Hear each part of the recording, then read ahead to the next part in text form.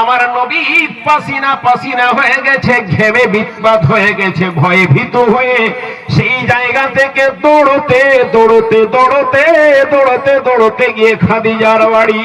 খাদিজাকে গিয়ে বলছেন জাম্মেলুনি জাম্মেলুনি। কত যে ভয়ে ভীত হয়েছেন নবী আমার, বলছেন জাম্মেলুনি জাম্মেলুনি, ঠান্ডা লেগেছে, চাদর দাও চাদর দাও।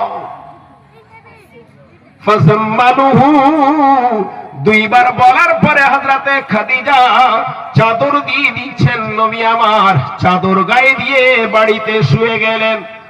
হযরত আয়েশা সিদ্দিকা রাদিয়াল্লাহু তাআলা আনহা তিনি বলছেন নবী যখন অসুস্থ হতেন পুরো শরীরটা চাদর দিয়ে নবী আমার মুখমণ্ডল সহ পুরোটা ঢেকেই শুয়ে যেতেন।